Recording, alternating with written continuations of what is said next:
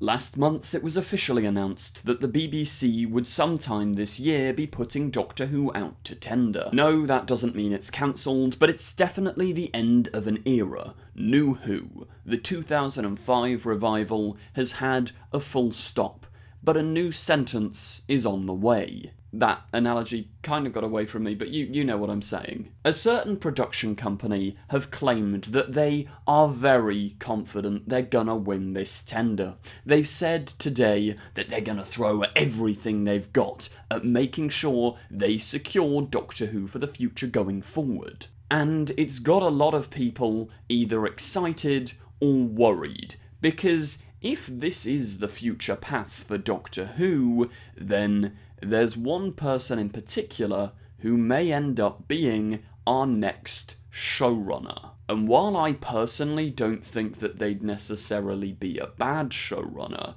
I think it would, a lot of fans want to steer as far away from this direction as possible. But who, what, why, where and when? Well, that's what we're going to be discussing in today's video. Before we do though, as ever, if you are enjoying, please do remember to like, comment, subscribe and share. It all really helps me out a lot. There is still a solid amount of days to go and check out our crowdfunder campaign for our short film, Notes to Self. In this absence of Doctor Who time, you want Doctor Who-esque storytelling? Well, go and check it out. Any support is really appreciated. You can become a channel member for extra weekly bonus videos. But let's jump into the video.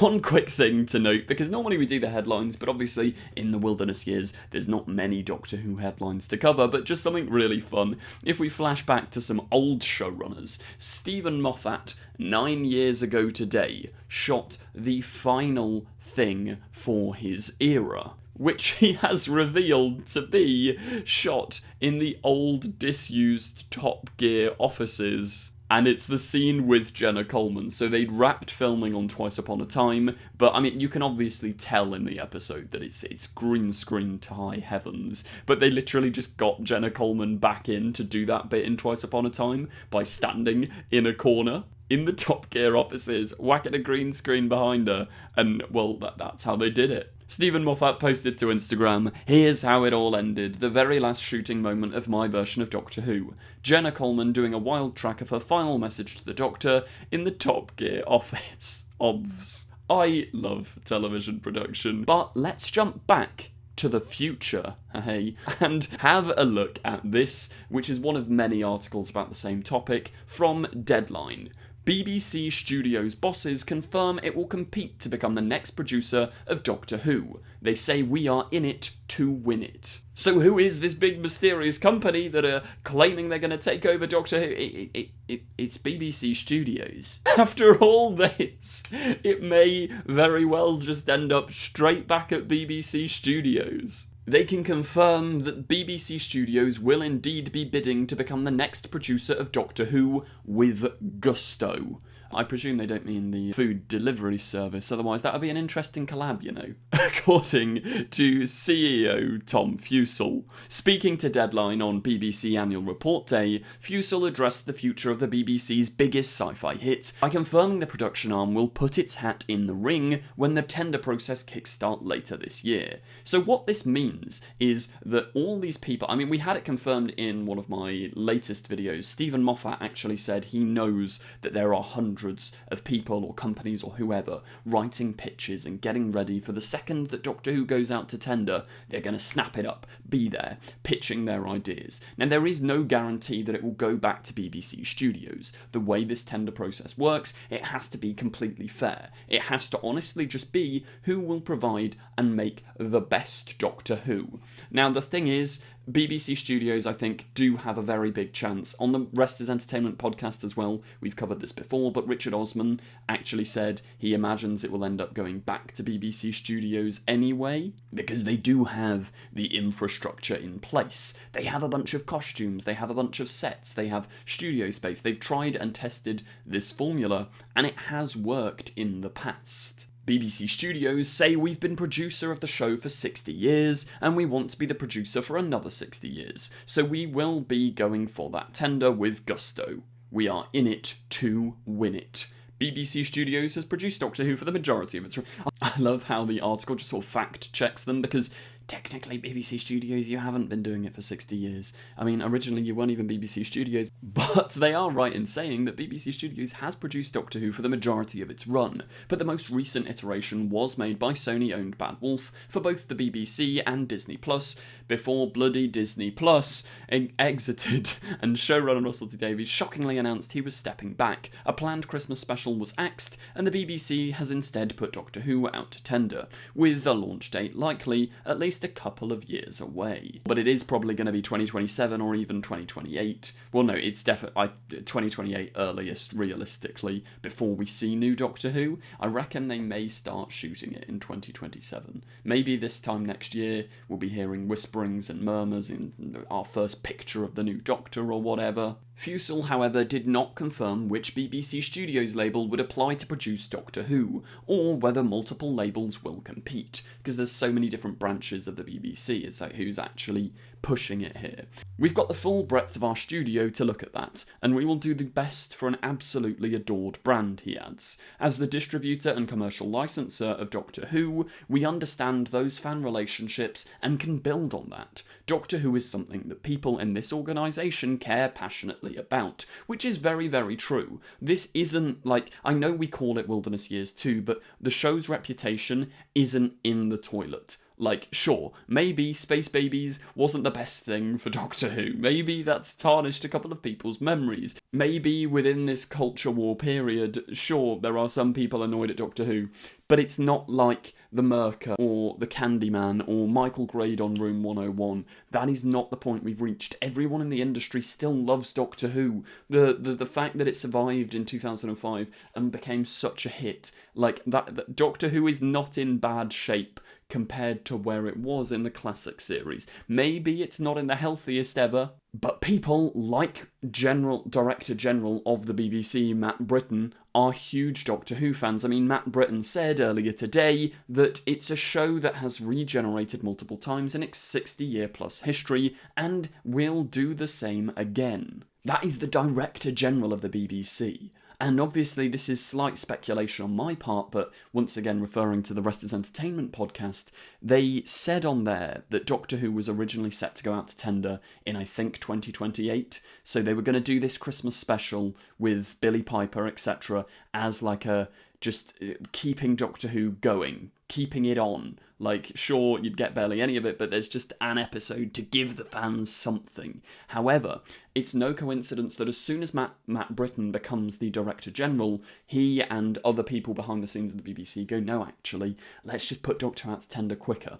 Let's get more Doctor Who made and faster. Because, as this article goes on to say, like, Doctor Who is one of the huge moneymakers for the BBC. It's got an established fan base, the amount of merch it sells. It would be silly not to keep making Doctor Who. Like, we really don't have to worry about Doctor Who being cancelled or whatever. It is coming back, and there's a very big possibility that it may just go back to BBC Studios, which obviously has got a lot of people wondering, okay, if Doctor Who goes back to BBC Studios, they've got the tried and tested formulas, they've got the costumes, they've got this, they've got that, who will actually take on the role of showrunner?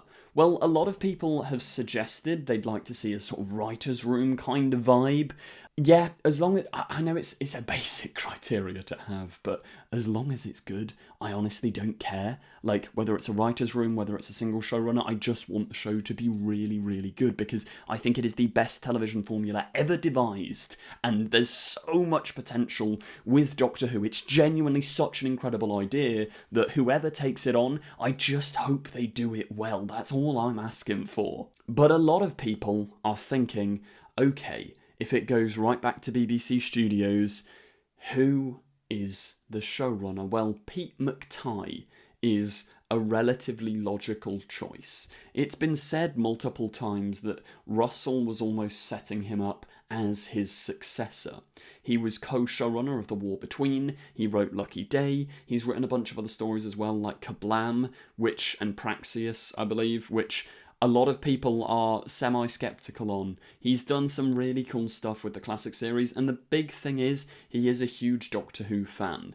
Now, while not essential, I do think it really, really does help if the showrunner is a big Doctor Who fan, because you've kind of got to know your stuff. You've got to know that you can't...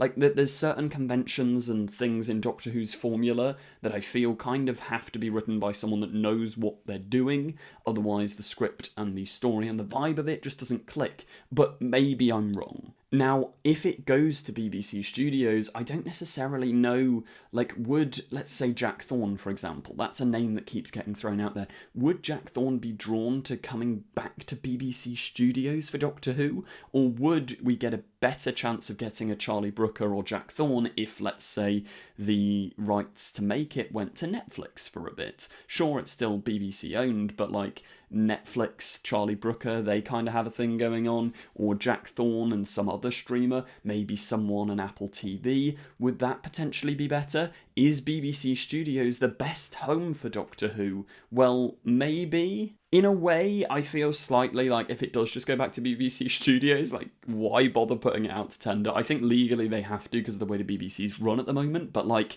if you were just going to go back to BBC Studios, we didn't need this whole process. One of the things that's kind of excited me about the tender process is that it could go anywhere. It could be any new company, any new ideas, any people who've never had the chance to work on Doctor Who before could take up this thing. But if it just goes back to Pete McTighe and the BBC, it has me kind of wondering, like, well, how fresh and new would that feel? Like, I've made the comparison before, obviously neither of them are evil, but, like, you've got Pete McTighe being the Kylo Ren to Russell's Darth Vader. Like, the Empire fell, it crashed, and if Pete McTighe comes in, will he have a "I will finish what you started" arc? Will that happen?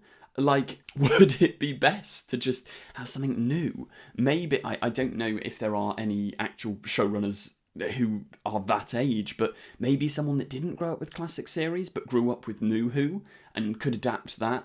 Maybe. I don't know. Let me know what you'd think about Pete McTighe potentially being the showrunner if it does go back to BBC Studios. Obviously, that's not confirmation. There's a lot of other talented writers at BBC Studios, and as I say, I kind of hope, like, maybe there's a new voice that is like Russell was in 2005. They know their Doctor Who, they're going to come in and write an absolute banger. But I can't help but think, yeah, sure, if BBC Studios are putting out this pitch, they're going to want someone that, like, they're going to want as much sort of... Doctor Who's been in such turmoil, they're going to want as much safety as possible. And I think this requires not safety, but big, bold risk-takings to make Doctor Who survive in the future.